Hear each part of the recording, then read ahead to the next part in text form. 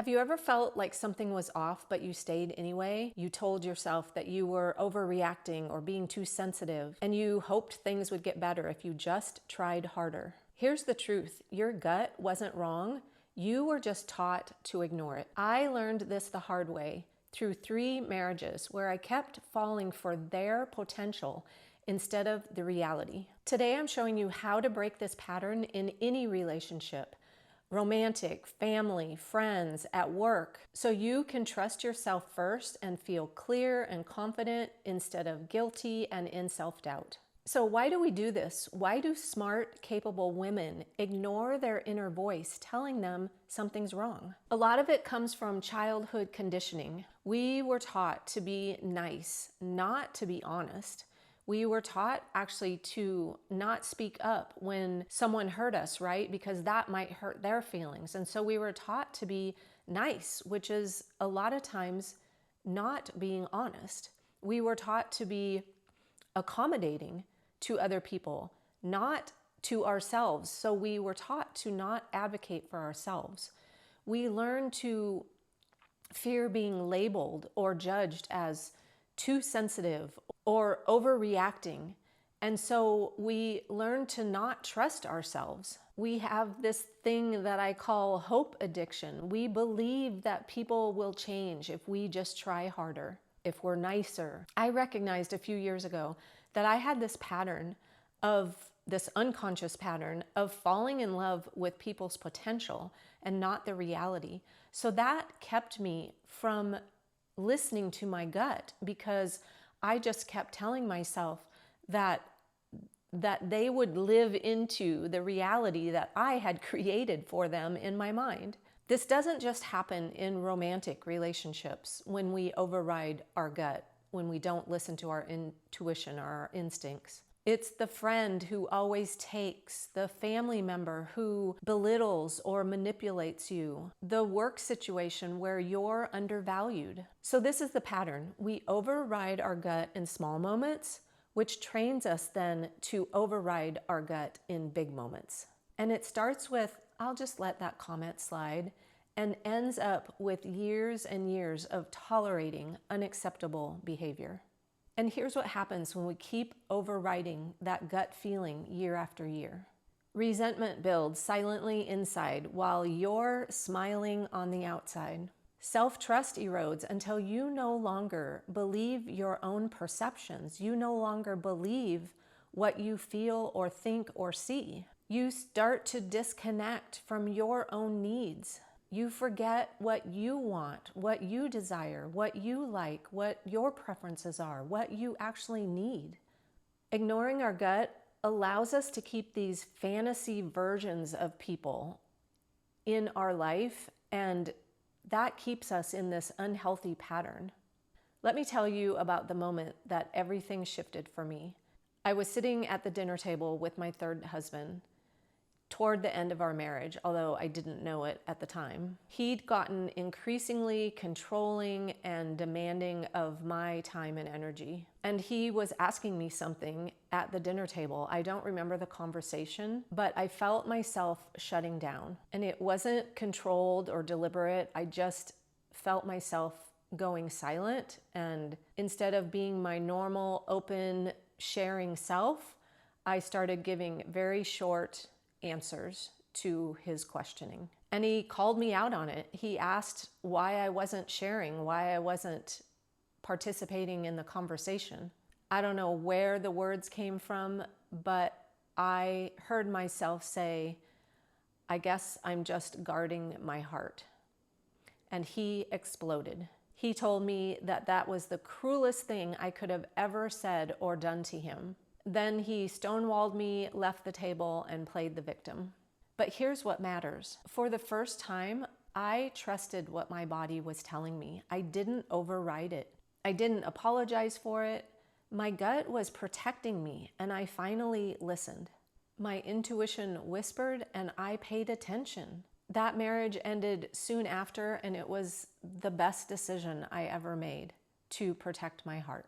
My body knew before my brain was actually ready to admit it. And me going silent wasn't weakness. It was my nervous system doing its job to protect me. And I bet you've felt this too. Lying awake at 2 a.m., unable to go to sleep, replaying the conversation. Your body is exhausted, but your mind won't shut down because it just keeps rehashing what they said or how they looked at you. That knot in your stomach when you see their name pop up on your phone before you even read the message. Chest tightness that makes it hard to take a full breath when you're around them or you even think about seeing them. Feeling physically drained after spending time with them, even though nothing bad happened. But it's like they pulled the energy right out of you. Your throat closing up when you think about setting a boundary or saying no, speaking up for yourself. The words literally won't come out. For years, that throat thing showed up for me as an actual lump in my throat. Not a physical lump, but a physical sensation that felt like there was something blocking my voice. It was like I had a stone in my throat. And I didn't know it then, but it was like my body saying, you're not speaking up for yourself. Here's a physical sign to tell you that, to give you that message. And when I finally started speaking up for myself, saying what I needed to say, what I wanted to say, that sensation went away. And now if I don't speak up when something crosses that line, I get a faint version of that sensation back again. And I think now it's a message from my body saying, hello, you're abandoning yourself again. You're not standing up for yourself. And here's what no one tells those of us who have always put other people first. Those sensations aren't anxiety. They don't need managed or fixed. They're not proof that you're too sensitive or broken. They're intelligence. They are your body's intelligence. They're your body giving you messages that your brain has been trained to override. Those messages are information for you. A lot of us have been medicating, managing, numbing, trying to eliminate the discomfort of it instead of listening to it. You don't need permission to listen to what your body is telling you. It's telling you these things for a reason. But if you're waiting for permission, here it is. It's okay to listen to your body. It's okay to ignore what other people are telling you. It's okay to protect yourself. It's okay to guard your heart like I did. There's no way that we can think our way into change. We have to feel our way into change. And our body is part of that mechanism to do that. Now, you don't have to wait for a moment like I had in order to start trusting yourself. I came across Arthur Aaron's de-romanticization protocol, that's hard to say, with questions to help people fall out of love. And I realized that these questions work for any relationship where you're ignoring red flags. And I invite you to think of a certain situation and person and answer these questions. Am I responding to who they actually are or who I hope that they'll become? What evidence do I have that things will change, or am I just hoping that things will change? Am I making excuses for behavior that I wouldn't accept from anyone else? What is my body telling me that my mind is trying to rationalize away? If my best friend described this situation to me, what would I tell her to do? These questions, and I'll put them down in the description of this video, these questions are gold, especially for people pleasers, because we're amazing at advocating for other people, right? But we're not so great at doing it for ourselves. And these questions, if you sit and answer them honestly, you can start to become the agent for yourself versus allowing other people to control and run your life.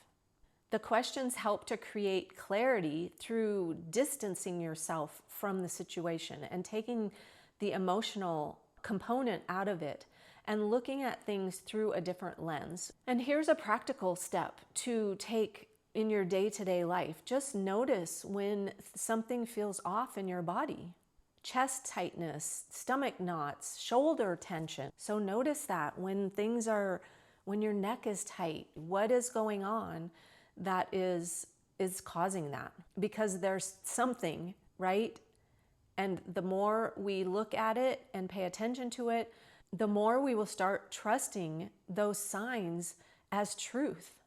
Trusting yourself first isn't selfish or mean.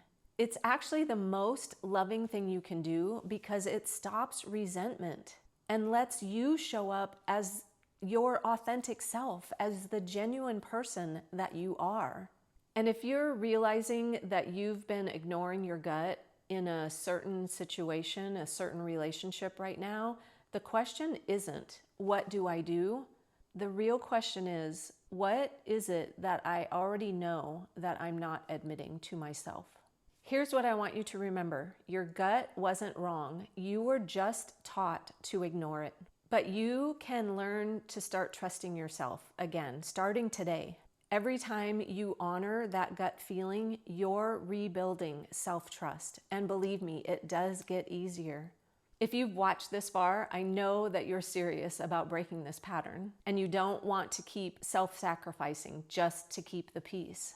If you want support in untangling this in your everyday relationships, let's have a chat so we can figure out how can I support you in that. I offer one-on-one coaching and my calendar link is in the description. So book that free call and let's figure out what your next step is.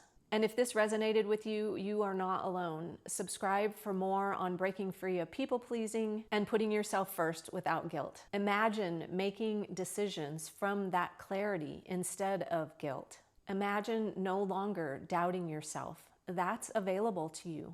It starts with trusting that feeling that you've been pushing down. Thanks for watching. See you in the next video. Deromanticizes. That's hard to say. I came across deromanticize. Oh my gosh, that's hard to say. Deromanticization. Romanticization. Deromanticize.